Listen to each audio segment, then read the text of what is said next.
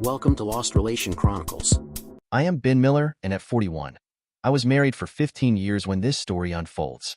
I work as an electronics specialist, primarily focusing on troubleshooting and repairs, although I also do some installations.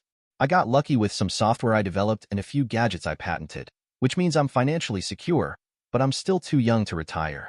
8 years ago, I seized the opportunity to buy the company I was working for. Now, I'm a silent owner, with a CEO and CFO who are sworn to secrecy. So even my wife didn't know about my ownership.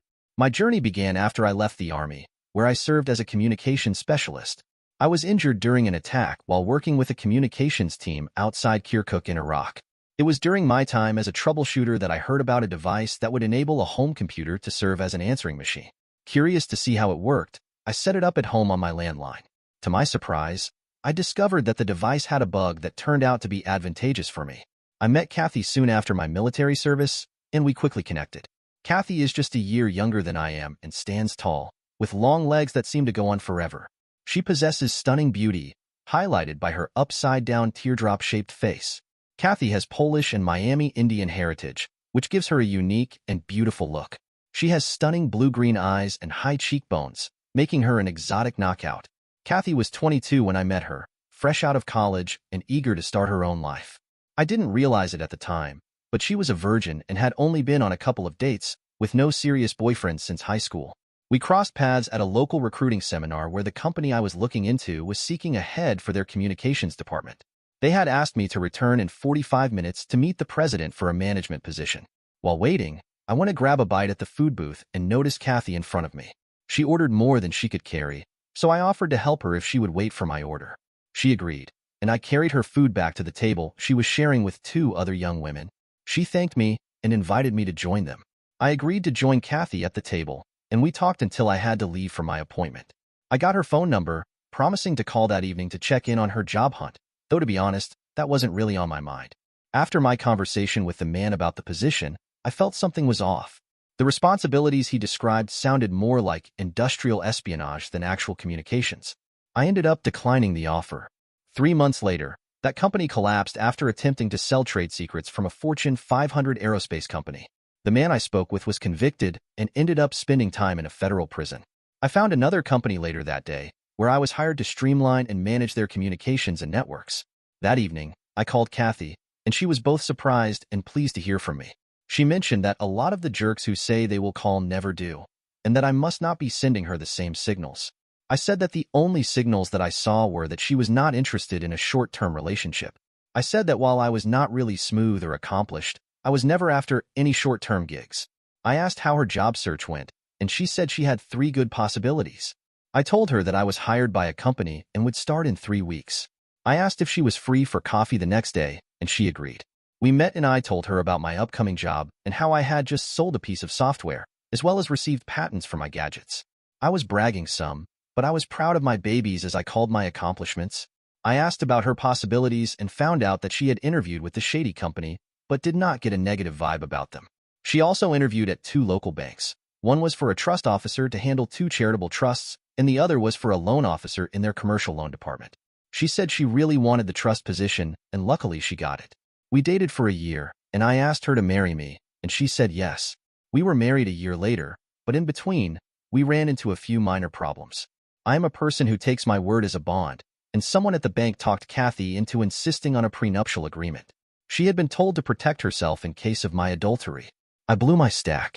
I screamed and ranted about her lack of trust and said, in a very loud voice, "Fine, write your goddamned paper, but I will get my attorney to write one also, and we will decide between us whose is most fair. And I will not sign a prenup that allows you to have any of my business interests or income from my pre-marriage inventions or software products." She started crying and I just left. A week later, I got a knock on my apartment door, and she was standing there and handed me an envelope and my engagement ring. The envelope contained the suggested prenup and a note that was short and very hard for me to read. It said, "Ben, I haven't shared everything about myself with you. I have a trust fund that, while not huge, is significant to me. I'll receive it when I turn 25 or get married, whichever comes first. Chad Williams, who works at the bank, suggested the prenup. He's also the administrator of my trust. I was told that the prenup is meant to protect me. This isn't about trust. I love you and want to marry you.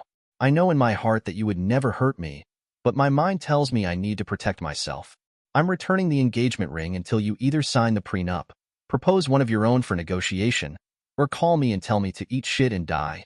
Again, I love you, and this situation is making me very sad. Please decide quickly. Love you with all my heart and soul. Kathy. I set Kathy's note aside and examined the prenup. While the legal jargon was somewhat confusing, it was clear that it was designed to protect her. However, I couldn't shake the feeling that if we were to get a divorce, I would be left with nothing. I was furious. The next day, I called my lawyer and brought the prenup to him. I instructed him to draft 2 prenups. The first one as one-sided as the one she had given me, and the second to protect both my premarital assets and her trust fund. I told him to be fair, but I wanted to include a clause that would nullify all postnuptial joint assets if either of us committed adultery. I planned to show her the unfair prenup first, anticipating her reaction, and then reveal the fair one. 3 days later, I received the documents. I couldn't help but laugh at the unfair prenup. It practically screamed, "I don't trust you, and if we divorce, you're screwed." The fair prenup seemed reasonable, but I still resented the whole idea. Given Kathy's attitude when she presented her prenup, I felt justified in my approach. So, I wrote her this note. Kathy, I won't tell you to eat shit and die, but here's a prenup my lawyer drafted to protect me. I must warn you, it's as one-sided as the one you gave me. In fact, I used yours to start a fire in the backyard for some of the neighbors' boys who were camping out. Your words and actions show me how little you trust me. If you want to marry me, you need to sign my prenup. Let me know you want to negotiate a fair one. Or eat shit and die. I love you and want to marry you, but I won't accept being mistrusted until I give you a reason not to. You can easily get the ring back. Just show me that you trust me. I don't like the idea of a prenup, but I will sign a fair one. If I don't hear from you before I start my job, I'll move on. Otherwise, the ring is still here when you're ready to claim it. I do love you, Ben. A couple of days later, I received a furious phone call from Kathy. I let her vent about what a selfish scumsucker I was and how I could go to hell before she'd ever sign the prenup.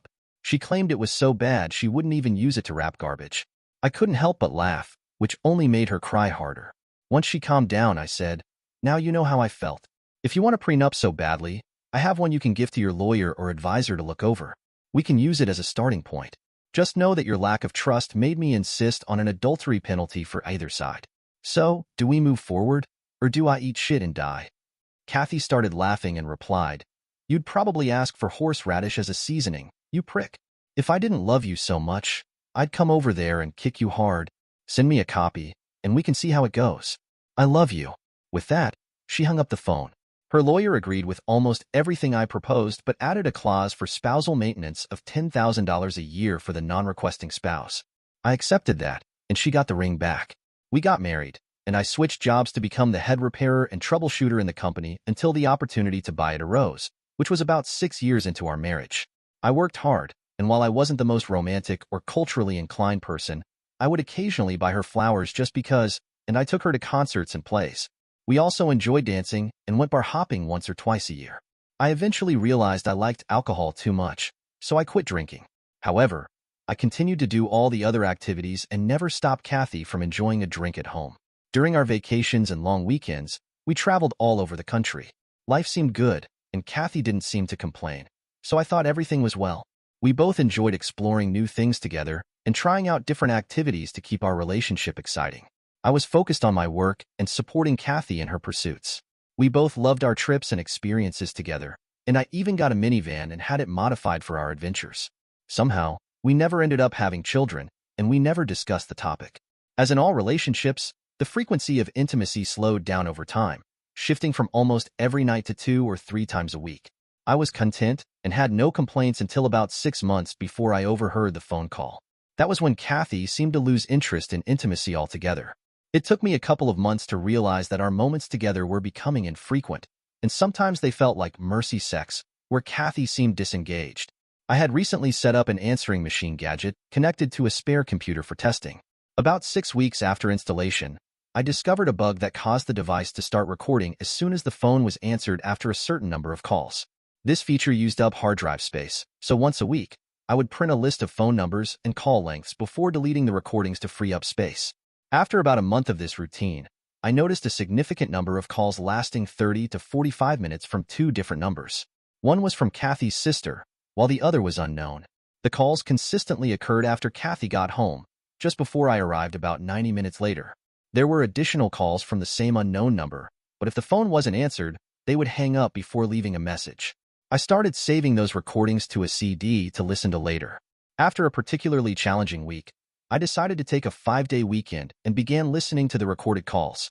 Most of the conversations with Kathy's sister were filled with gossip and mundane topics. However, as I continued, I noticed that the discussions gradually shifted toward their respective sex lives around the time my intimacy with Kathy had declined. During one call with her sister, Kathy admitted to fantasizing about having a lover. This revelation was followed by more frequent calls. Her sister commented on how lucky Kathy was to have a man like me who was attracted to her. Kathy responded by saying, "I don't know. Ben has become so boring. We don't do any sexually exciting things anymore. I think now that Chad is starting to sniff around at work, I may see if teasing him will spice my life up." I was furious, but at that point, it still felt like fantasy.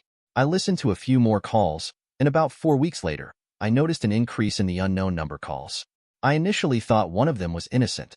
It was Chad, simply confirming a luncheon with the trust officers and discussing other work-related topics.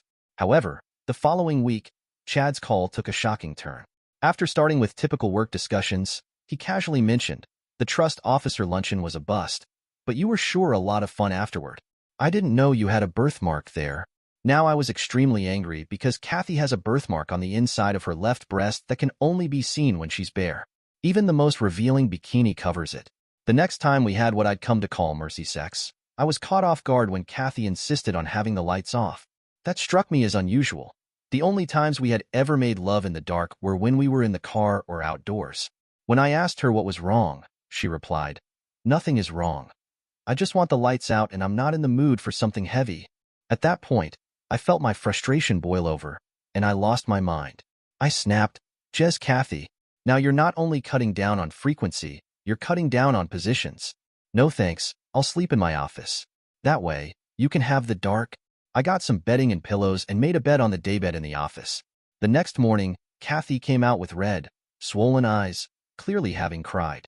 She apologized, but I wasn't ready to let her off that easily. If you value our marriage, you need to understand something. Forsaking all others is not just a simple, flowery wedding thing. They are called vows because they are just that. If you ever cheat on me in word or deed, our marriage is over. Kathy's face went pale, and she ran crying from the room, slamming the master bathroom door behind her. I left for work, feeling a mix of anger and sadness. I stayed in the home office for several more weeks, continuing to listen to more and more suggestive phone calls.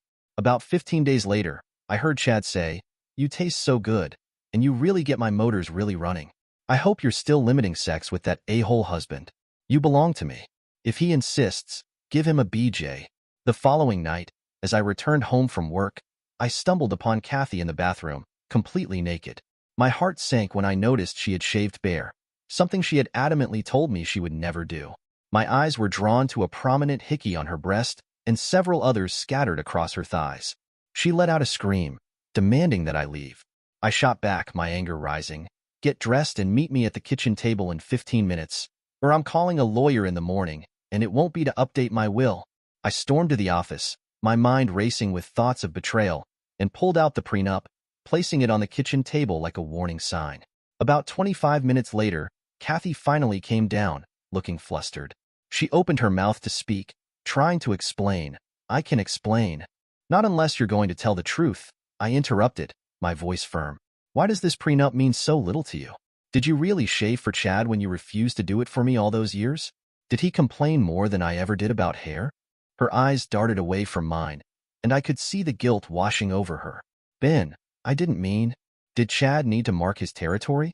I continued, my voice rising. "I've never put a hickey on you because I respected your body. But clearly, he had no problem claiming you in ways I never would. And how about the things you told your sister? How I was so boring? Well, guess what? I won't be boring anymore. Chad can have you. I'm moving out this weekend." Kathy's expression turned to panic. "What are you saying? You can't just leave me like this." "Oh, but I can," I replied coldly. "You'll get everything you're entitled to." "Oh wait, by the terms of the prenup, that means nothing. You'll need to move out. I'll be sleeping in the office until the weekend, and if your things aren't out of this house by then, I'll make a bonfire out of them." Her face went pale, and she seemed at a loss for words. "You can't be serious. We've built a life together. You're throwing it all away? Built on lies." I shouted, my frustration boiling over. "You made your choices, Kathy. You chose to betray me, and now you need to face the consequences. You've broken my trust, and I can't keep living like this." Kathy took a hesitant step toward me, desperation in her eyes. "Ben, please, just give me a chance to explain. I can change." "Change?" I scoffed, crossing my arms. "You expect me to believe that after what I just saw? You've lost that right."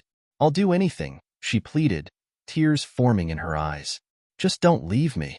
I shook my head, the hurt in my chest becoming heavier. "It's too late for that. You've made your choice, and I refuse to let you play the victim now." "I'm done." Kathy fainted, and I stepped around her to grab some juice and a salad from the fridge. I settled at the table, waiting for her to come to. When she finally regained consciousness, she stared at me, opened her mouth to say something, but only a squeak escaped. In a panic, she bolted from the room and locked herself in the master bedroom. After finishing my meal and tidying up, I knocked on the bedroom door. When there was no response, I remembered a time when a neighbor's kid had locked himself in the bathroom, and I pulled out a bent paperclip I had stashed above the door. I quickly unlocked the door and started to go through her side of the dresser. "What are you doing in there?" Kathy shouted from inside after she realized I had opened the door. I chuckled and replied, "It's my house now, and you're either going to the guest room or you're leaving. Your choice. And if you decide to go, you'll need to take a cab because I'm canceling the lease on your car." "Why are you being such a jerk?" she shot back, clearly upset. I looked her in the eye, gesturing to the marks on her body. "Just take a good look in the mirror. Remember our discussion about trust and the argument over the prenup? I heard your little fling bragging about how it felt to put his meat where the sun doesn't shine. You never let me do that." I paused, waiting to see if she had any words to defend herself. After Kathy closed her mouth, she sighed deeply and slowly emerged from the bedroom, making her way to the guest room. I heard the door click shut behind her. The next morning, Kathy left for work, and I called my office to inform them that I was dealing with some important personal issues and wouldn't be in for the rest of the week. After that, I contacted a private investigator our company used for periodic employee checks and internal investigations. They had a division that specialized in this sort of work, and they asked how serious I was about my request. I explained that what I truly wanted was for my wife to not be cheating, but since she was, I wanted them to do everything legal to prove it. I mentioned I had hours of recorded phone conversations between the two of them, but since he didn't know he was being recorded, I wasn't sure how that would play out in court. Next, I reached out to my lawyer. He assured me he would begin the paperwork and serve her as soon as I gave the go-ahead. I asked if he thought the bank might have a non-fraternization policy. He believed they would. Then I dropped the bomb. The man Kathy was cheating with also controlled her trust fund. My lawyer's excitement was palpable. He practically jumped for joy at that revelation, viewing it as a major breach of fiduciary responsibility. I even recalled meeting his wife at one of the few bank-sponsored events we attended, which seemed to add fuel to my lawyer's enthusiasm. "You've made me a richer man today," he chuckled before we ended our call. After that, I contacted the security company responsible for the alarm system and the entry security for all the doors and windows in the house. They informed me that if I provided a new security code, they could change all the locks immediately. I gave them the new code, and they took care of it without delay. Now, all that was left was to inform Kathy that she could no longer enter the house without ringing the doorbell first. When I called her, her reaction was explosive. She went wild, shouting at me through the phone, "You can't do this to me." "Cry me a river," I replied coolly, then hung up the phone, feeling a sense of satisfaction as I took the first steps toward regaining control of my life. Next, I called the bank to inform them that I wanted to close all of the accounts and transfer them to another institution. The representative asked me to hold for a moment, stating that the amounts were significant and she needed to get approval. After a brief pause, an officious man took over the call, demanding to know why I wanted to close the accounts. I replied sharply, "That's none of your business. I just decided it was time to move my accounts to a more reputable bank." There was a moment of silence on the line before he finally relented, confirming that the accounts would be closed and that I could sign the paperwork and pick up the check later that afternoon. I thanked him and set an appointment for 1:30 p.m. I then called my broker and instructed him to remove Kathy from all of my accounts and requested that I be removed from all of hers as well. I needed to sever any financial ties we had left. Feeling the weight of the situation, I called my lawyer again. Is there a way to sue any and all parties involved at the bank? I want to destroy this Chad person, I said with barely contained anger. He assured me it was in the works. I mentioned the recordings, and although he agreed we couldn't use them in court, he pointed out that if we were countersued, they could serve as bargaining material. Next, I reached out to the leasing company to inquire about the buyout for Kathy's car. When I discovered how little it would cost, I decided to purchase it. I might be furious, but I thought a little compassion could help soothe some of her anger. Kathy moved in with her sister that weekend. When her sister started criticizing my actions, I lost my patience. I tugged at Kathy's shirt and pointed to the mark on her chest. Look, there's more on the inside of her legs. And just so you know, I haven't had sex with her in almost a month. The shock on her sister's face was instant, and it effectively silenced any further accusations. The private investigator returned with all the information I needed, confirming my worst suspicions. The report revealed that Kathy and her lover were charging their lunch trysts to the bank as business meetings. I promptly paid the bill for the services rendered and sent a copy of the reports to my lawyer for evidence. I instructed my lawyer to serve all interested parties the next business day at around 2 p.m. I made it a point to schedule an appointment with my trust officer for that same time. His office was conveniently located next to Kathy's, as well as Chad's. I found myself in the waiting area of my trust officer's office, growing impatient as he was running behind. Just then, I noticed two young people enter, accompanied by a sheriff's deputy. Each of them clutched large manila envelopes. They first entered the supervising trust officer's office, which didn't seem to cause much of a stir. However, when they moved to Chad's office, I heard him yell, "He can't do that," before he stormed out, heading straight for Kathy. When Chad spotted me sitting there, he let out a startled screech and charged at me, landing a punch that caught me completely off guard. The impact was powerful enough to knock me out for a few seconds. When I came to, I saw Chad in handcuffs, and the deputy was looking at me with concern, assessing whether I was okay. He asked, "What did you do to make that guy so mad?" I gestured toward Kathy's office and told him, "You might want to ask the lady in the next office." I then instructed him to charge Chad with whatever seemed appropriate, and I'd be more than willing to sign the complaint. After the deputy left, I called my lawyer to give him an update. He couldn't help but giggle like a schoolgirl as I recounted the events. "Thanks for the yacht," he said. "Now it won't matter if the bank has a policy or not. An officer of the bank attacked a customer on bank property during business hours. How do you feel about owning a branch, or 10, of that bank?" I chuckled half-heartedly, responding, "The fireworks are over, but now the waterworks will start. They're going into Kathy's office as we speak. Just send me the bill when all is said and done." My lawyer returned with a chuckle, saying, "By the time we're done, I'll make sure one of the provisions is that the bank pays my bill. I'll let you go for now, but keep me updated." With that, he hung up.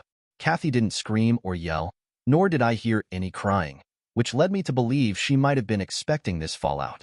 When I got home, I found several messages on the new answering machine, along with numerous voicemails from Kathy on my cell. The calls on the machine were from bank employees wanting to discuss the lawsuits, so I deleted the voicemails without listening. I then called Kathy's sister, asking her to relay that I wouldn't speak with Kathy unless it was in my lawyer's office.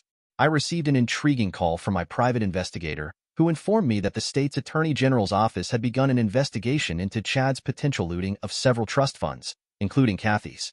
It turned out that he had been seducing her to keep her oblivious to his actions. Chad was subsequently arrested on charges of grand theft, embezzlement, and breach of trust. Tragically, Kathy's trust was nearly depleted by his actions. Upon discovering this, she decided to sue the bank. With the aid of our lawyers, we secured high seven-figure settlements from the bank, successfully restoring Kathy's trust in the process. Despite her attempts at reconciliation, I simply handed her a jar of mustard. The day of the divorce finalization felt surreal. Sitting across from Kathy in that sterile conference room, I could see the weight of what was about to happen settling heavily on her shoulders. The judge went through the motions, but my mind was elsewhere, consumed by everything that had transpired. When the ruling came down, I felt a mixture of relief and sadness. The marriage I once cherished had turned into a battleground, and now it was finally over. The terms were laid out, the settlements, the custody arrangements, the division of assets. I glanced at Kathy, and for a moment, I felt a flicker of empathy. But then I remembered the betrayal, the trust that had been shattered beyond repair. It wasn't long after the divorce was finalized that the scandal broke. I had been discreet in my approach, but I wasn't about to let her walk away unscathed. I leaked the videos of her and chat online, knowing it would cause chaos. It was a moment of weakness, one I regretted, but it felt justified at the time. I didn't want revenge. I just wanted her to feel the weight of her actions. The fallout was immediate. Friends and colleagues turned their backs on her, and the whispers followed her everywhere. It was as if the entire town had turned against her. I watched as her confidence crumbled, how she became a shadow of the person she once was. Eventually, it became clear that she couldn't stay in town any longer. The humiliation was too much to bear. When she packed her things and left, I felt a strange mix of satisfaction and guilt. I had won the battle, but at what cost? As she drove away, I wondered if I had crossed a line that I couldn't uncross. I had told myself I was merely reclaiming my power, but seeing her so defeated made me question my motives. The silence that filled the house after she left was deafening. I was free, but it felt emptier than I had imagined. I had hoped that letting her go would give me closure, but instead, I found myself grappling with the reality of what we had lost. The divorce was finalized, and she was gone, but the echoes of our past lingered on. Dear listeners, please share your thoughts in the comments section below, and don't forget to like, share, and subscribe.